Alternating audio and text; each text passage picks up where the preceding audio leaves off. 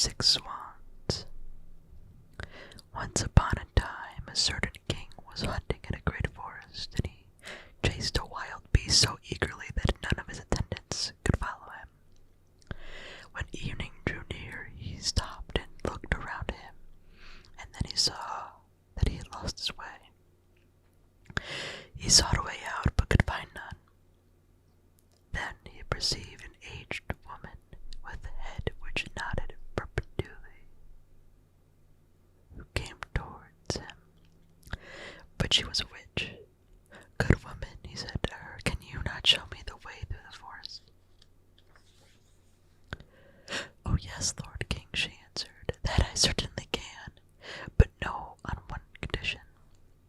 And if you do not fulfill that, you will never get out of the forest and will die of hunger in it." "What kind of condition is it?" asked the king. "I have a daughter," said the old woman, "who is as beautiful as anyone in the world, and well deserves to be on your consort. And if you will make her your queen, I will show you the way out of the forest." In the anguish of his heart, the king consented, and the old woman led him to her little hut, where her daughter was sitting by the fire.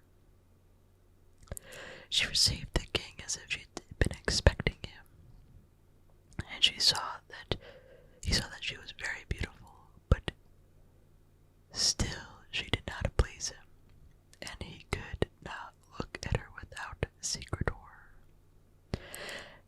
After he had taken the maiden up on his horse, the old woman showed him the way, and the king reached his royal palace again, where the wedding was celebrated.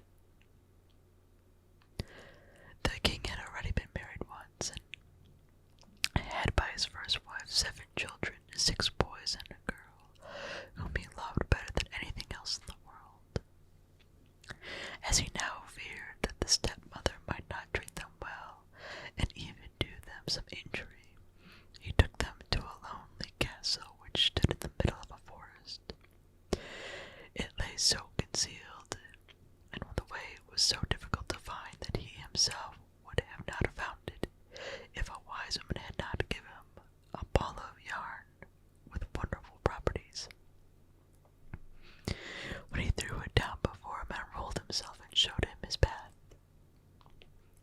The king, however, went so frequently away to his children that the queen observed his absence. She was curious and wanted to know what he did when he was quite alone in the forest. She gave a great deal of money to his servants, and they betrayed the secret to her, told her likewise the ball which alone could point out the way, and now she knew no rest until she learnt where the king kept the ball of yarn, and so she made little shirts of white silk. She had learned the art of witchcraft from her mother. She sewed a charm into the inside of them. Once when the king has ridden forth to hunt, she took the little shirts and went into the forest, and the ball showed her the way. The children, who saw from a distance that someone was approaching, thought that their dear father was coming to them, and full of joy they ran to meet him. Then she threw one of the little shirts over each of them, and no sooner had the shirts touched their bodies than were they changed into swans and flew away over the forest. The queen went home quite delighted, and thought that she had got rid of her stepchildren, but the girl had not run out with her brothers, and the queen knew nothing about her. The next day the king went to visit his children, but he found no one but the little girl. "Where are thy brothers?" asked the king. "Alas, dear father," she answered, "they have gone away and left me all alone." And she told them that she had seen from her little window how her brothers had flown away over the forest in the shape of swans, and she showed him the feathers which they all had left in the courtyard, and which she had picked up. The king mourned, but did not think that the queen had done this wretched deed, and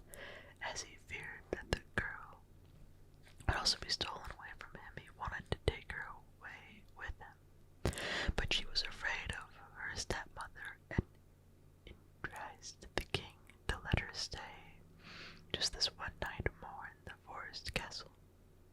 The poor girl thought, I can no longer stay here.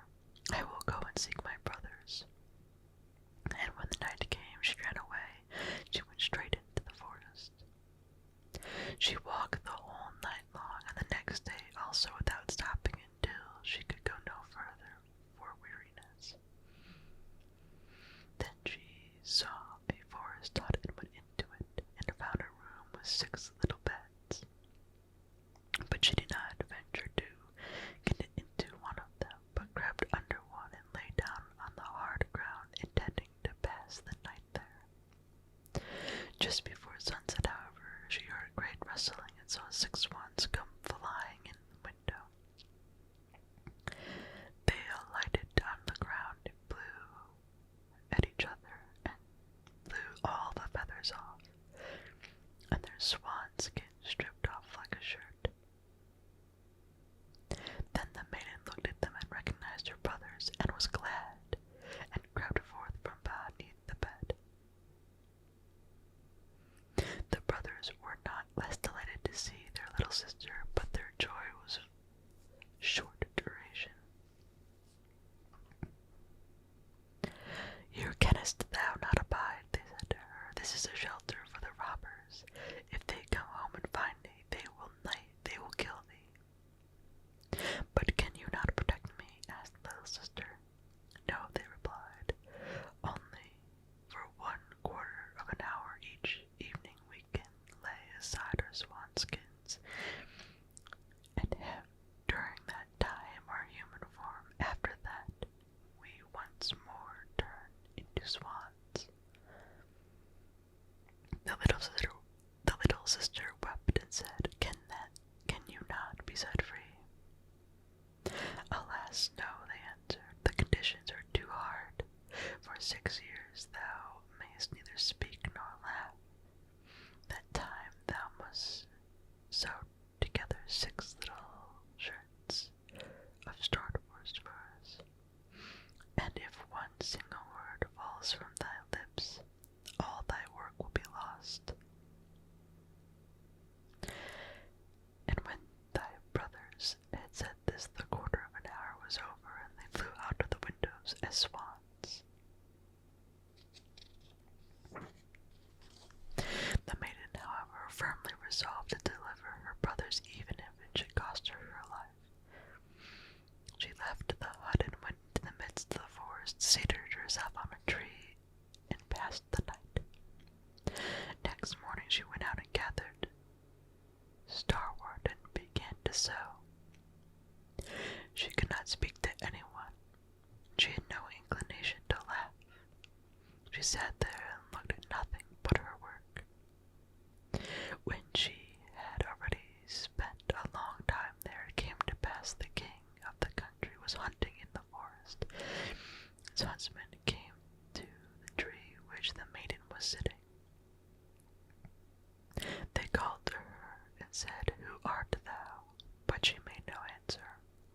"Come down to us," said they. "We will not do thee any harm." She only shook her head. As they pressed her further with questions, she threw her golden necklace down to them, and thought to content them thus. They, however, did not cease, and then she threw her girdle down to them, and as this also was to no purpose, her garters, and by degrees everything that she had on her so could do without, until she had nothing left but her shift. The huntsmen, however, did not let themselves be turned aside by that, but climbed to the tree to fetching the maiden down and led her before the king. The king asked, "Who art thou? What art thou doing on the tree?" But she did not answer. He put the question in every language that he knew, but she remained mute as a fish. As she was so beautiful, the king's heart was touched, and he was smitten with a great love for her. He put his mantle on her, took her before him on the horse,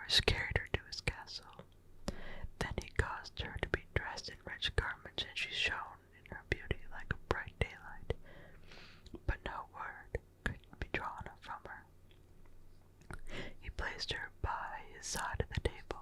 In her modest bearing, courtly pleased him so much that he said,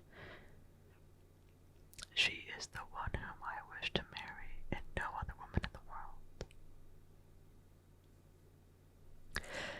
After some days, he united himself to her.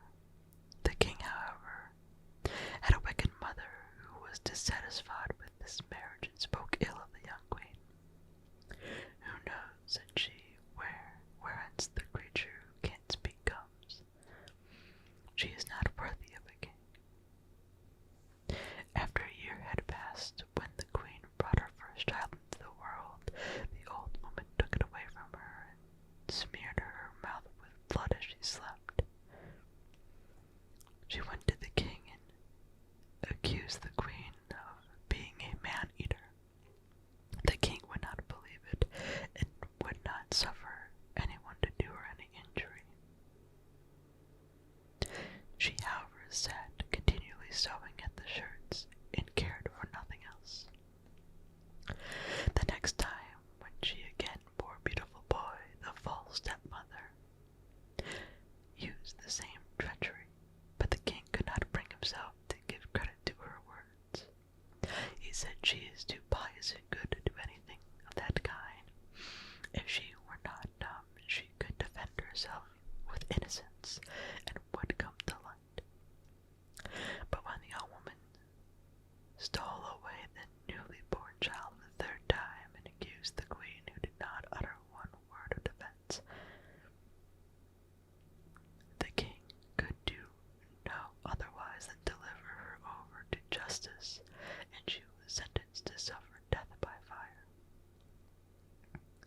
When the day came for her sentence to be executed, it was the last day of 6 years during which she was not to speak or laugh, and she delivered her dear brothers from the power of the enchantment.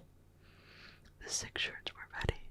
The only left sleeve of the 6th was waiting. When, therefore, she was led to the stake, she laid the shirts on her arm, and when she stood high and the fire was going to be lighted, she looked around, and 6 swans came flying through the air towards her. Then she saw that her deliverance was near, and her heart leapt with joy. The swans swept towards her, sank down so she could throw the shirts over them, and they were touched by them. The swan skins fell off, and her brothers stood in their own bodily form before her, and were vigorous and handsome. The youngest only lacked his left arm, and had in place a swan's wing on his shoulder. They embraced and kissed each other. When the queen went to the king, who was greatly moved, she began to speak and said, "Dearest husband, now I may speak